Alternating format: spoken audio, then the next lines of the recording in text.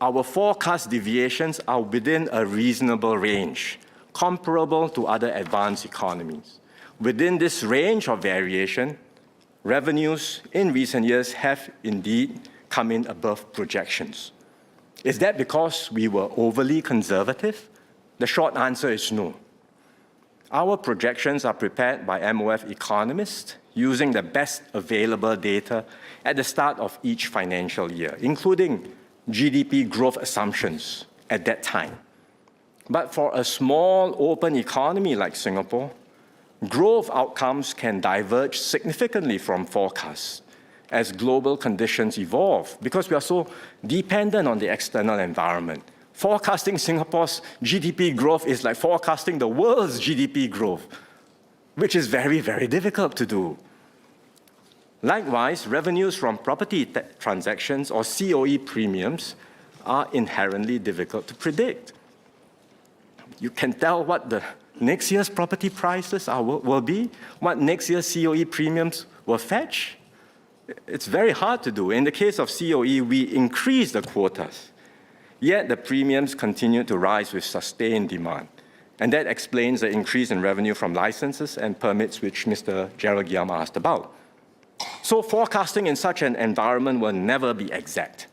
But I assure everyone in this House and Singaporeans that our approach has been and will be responsible and professional.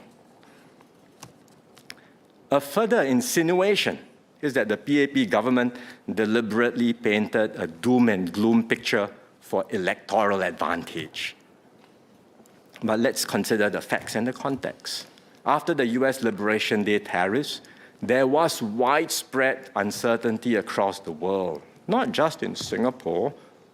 At that time, how many analysts projected 5% growth for Singapore in 2025? I don't recall any. The reason why things did not turn out as badly as we feared was partly due to factors beyond our control, but also partly because of the decisive steps we took. DPM Gan Kim Yong and the team moved quickly, engaging the US to safeguard our core interests, deepening links with other countries, forging new agreements that sustain investor confidence. Our agencies, our businesses, and our workers adapted swiftly and worked tirelessly through a very uncertain period. Their efforts deserve recognition.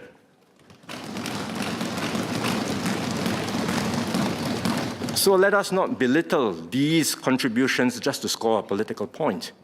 The fact that we are in a better position today than our projections is something we should all welcome. It's good news for Singapore and Singaporeans.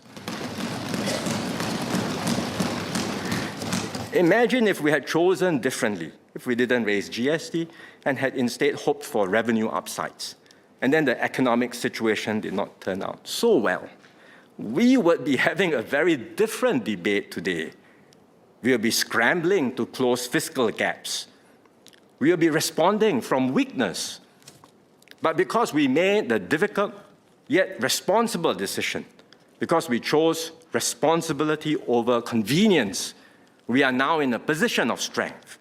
So, sir, we did not gamble with Singapore's future. We made the hard call, and that's why we can act with confidence today.